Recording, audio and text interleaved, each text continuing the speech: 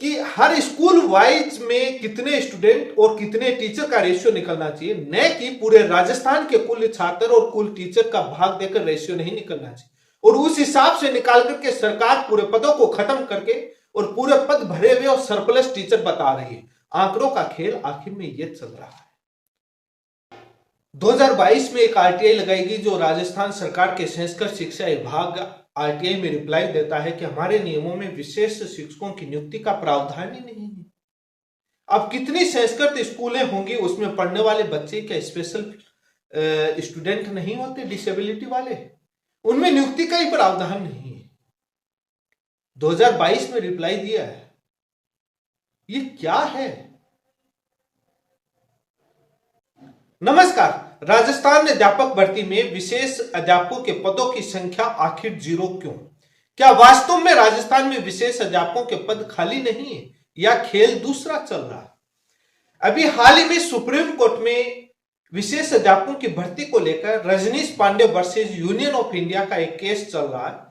यह सभी राज्यों को लेकर है और इस केस में राजस्थान सरकार की तरफ से एक हलफनामा, एक एफिडेविट फाइल किया गया है।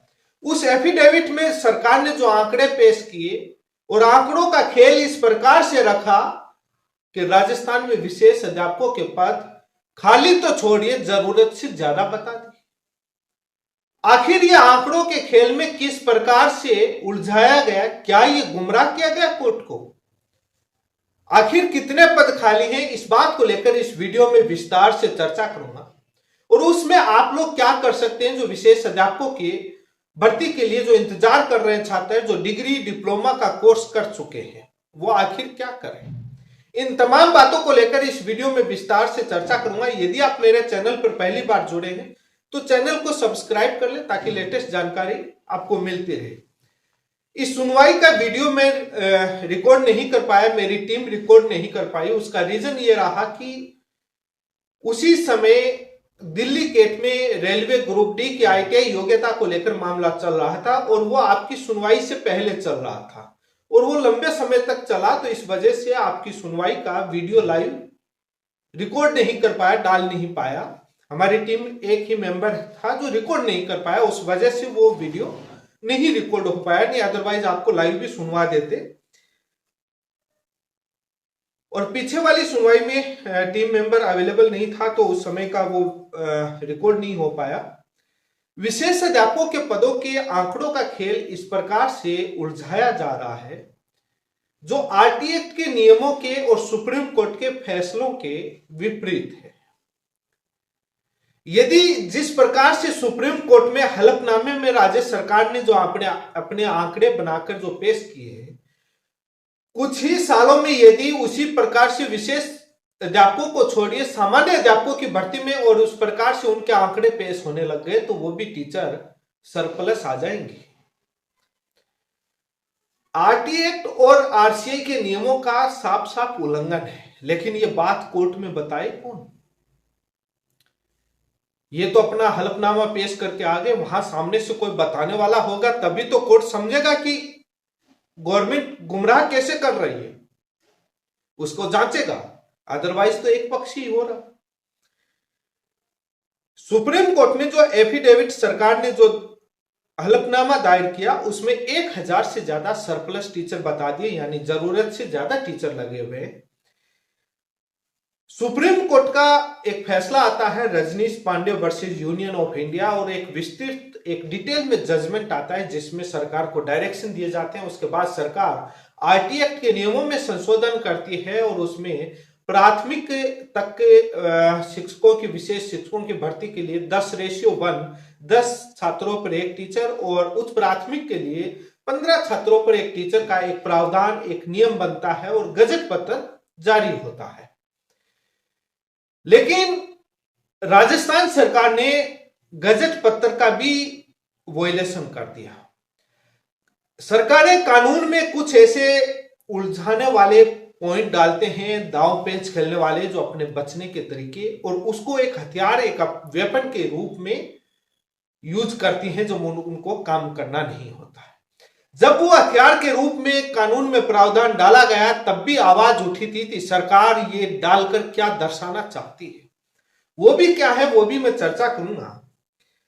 तो आरटीए के और गजट पत्र में प्रावधान है कि एक स्कूल में एक विशेष अध्यापक की भर्ती होनी चाहिए, एक स्कूल में एक स्पेशल टीचर होना चाहिए।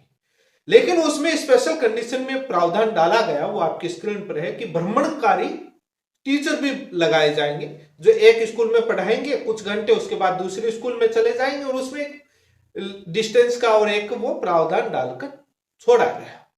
उसको विशेष परिस्थितियों में बताया गया था, और उस विशेष परिस्थितियों को सरकार अपने वेपन के रूप में इस प्रकार के इससे यूज कर रही है कि सारे भर्तियां ही सरप्लस टीचर बना दी। पता नहीं, ये बात इसलिए बोल रहा हूं कि राजस्थान में लगभग 80,000 के समथिंग, लगभग एक आंकड़ा इतना स्पेशल स्टूडेंट बताए गए पूरे सरकारी विद्यालयों में।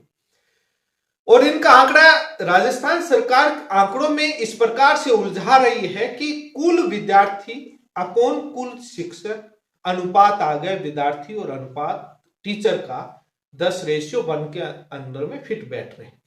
80,000 जो स्टूडेंट हैं, लगभग 80,000 जो स्पेशल स्टूडेंट का आंकड़ा जो है अभी सरकार के पास, उसमें कुल अध्यापकों का भाग कैसे दे दिया। ऐसे तो बाद में सामान्य कुल कितने विद्यार्थी और सामान्य कितने टीचर वो भी फिट बैठे। एक टीचर कितने स्कूल में पढ़ाएगा।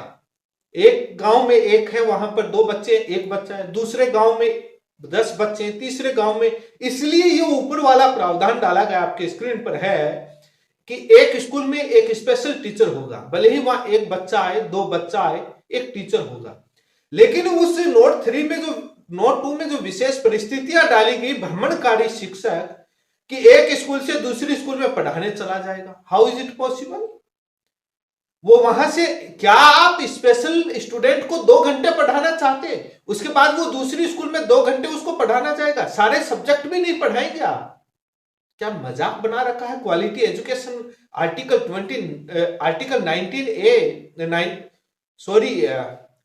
21A का क्या वायलेशन हो रहा है।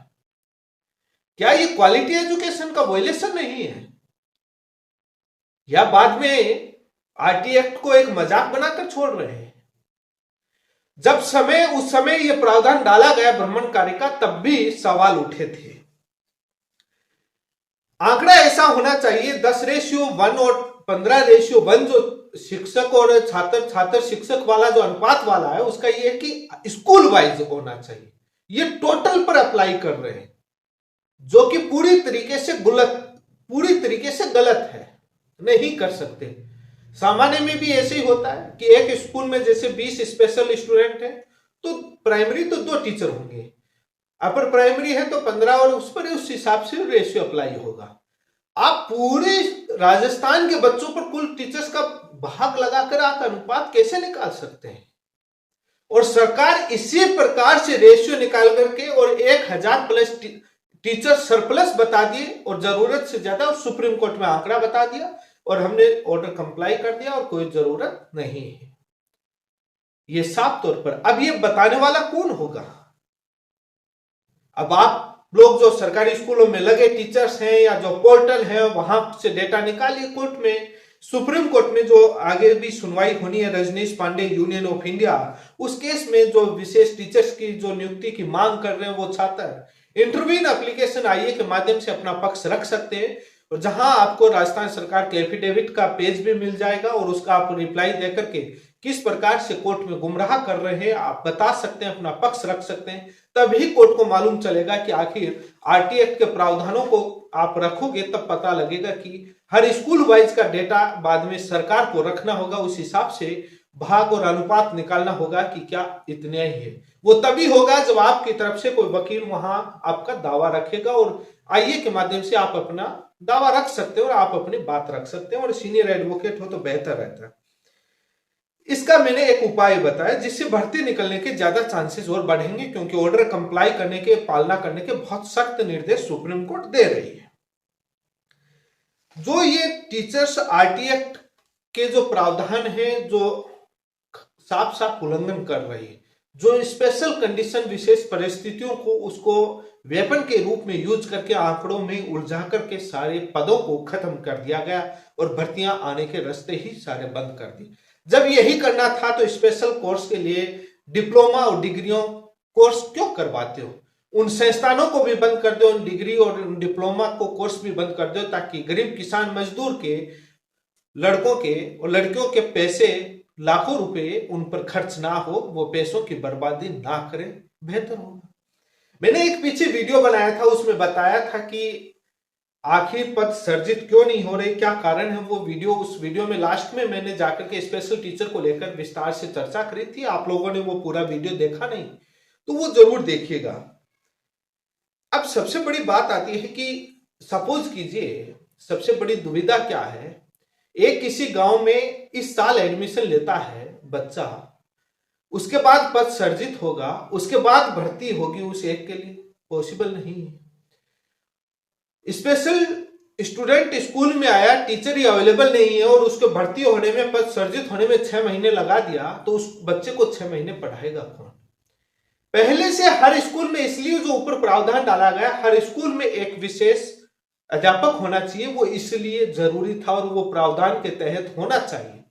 पूरे राजस्थान में राजस्थान सरकार को हर स्कूल में एक स्पेशल टीचर का पद सर्जित करना चाहिए, उसके हिसाब से काफी वैकेंसी बनेगी। वो जरूरी इसलिए कि कब किस स्कूल में, उस गांव से, उस एरिया से, क्षेत्र से कोई भी स्पेशल आ गया, कब पद सर्जित होगा, कब भर्ती आएगी, तब तक वो स्टूडेंट बाद में कहां जाएगा? वो खुद स्पेशल है, उसके घर वाले बोले वहां संभालने वाला ही नहीं है, क्योंकि उसको स्पेशल ट्रीट करने के लिए स्पेशल टीचर की जरूरत होती है। सामान्य टीचर है ट्रीट नहीं कर पाएगा, तब तक वो बच्चा कैसे स्कूल में रहेगा, कौन संभालेगा? इसलिए उसको इस विशेष परिस्थितियां जो भ्रमणकारी, उसमें कंडीशन लगाई गई थी कि यदि टीचर्स अवेलेबल नहीं हो, बहुत शॉर्टेज हो, तमाम एक बहुत परिस्थितियों में, उसको मुख्य रूप में क्यों यूज कर रहे हैं? और आंकड़ों में इस प्रकार से उलझा दिया कि हर स्कूल वाइज में कितने स्टूडेंट और कितने टीचर का रेशियो निकलना चाहिए, न कि पूरे राजस्थान के कुल छात्र और कुल टीचर का भाग देकर रेशियो नहीं निकलना चाहिए। और उस हिसाब से निकाल करके सरकार पूरे पदों को खत्म करके और पूरे पद भरे हुए और सरप्लस टीचर बता रही है। आंकड़ों का खेल आखिर में ये चल रहा है,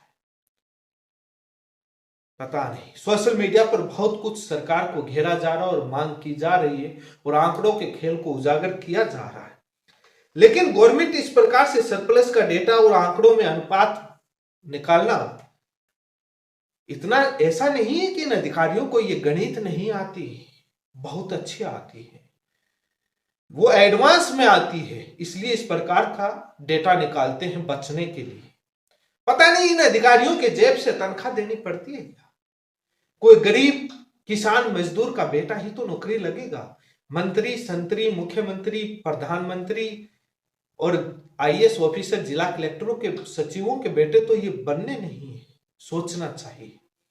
और वो स्पेशल जो स्टूडेंट पढ़ेगा उसकी पीड़ा को समझना चाहिए। और जिन गांव में स्पेशल जिन गांव में जो गवर्नमेंट टीचर लगे हुए हैं, स्पेशल टीचर की तैयारी कर रहे हैं, उनको स्कूलों में एडमिशन बढ़ाना चाहिए स्पेशल कैंडिडेट का, ताकि पद सर्जित करना पड़ेगा स्कूल प्रिंसिपल को, हेडमास्टर को भर्ती निकालनी पड़ेगी। और ये तमाम तरीके होने चाहिए, आपकी तरफ से हर संभव प्रयास होना चाहिए। लेकिन सुप्रीम कोर्ट में आपको ये पक्ष रखे बगैर सरकार ने एक बार एफिडेविट फाइल कर दिया तो भर्ती आना मुश्किल है। जब तक इस आंकड़ों को आप साफ नहीं करोगे और सरकार को उलझाओगे नहीं, कटघरे में खड़ा नहीं करोगे, उनका उजागर नहीं करोगे, तब तक भर्ती होना मुश्किल। इसलिए आपके हाथ में है कि आप प्रयास हर स्तर से करें, नेता स्तर से लेकर के कोर्ट तक का सारा रास्ता अपनाएं, ताकि आपको अपना भविष्य, आपको नौकरी मिल सके, भर्ती सरकार पर निकलने का दबाव बने। धन्यवाद, जुड़े रहें।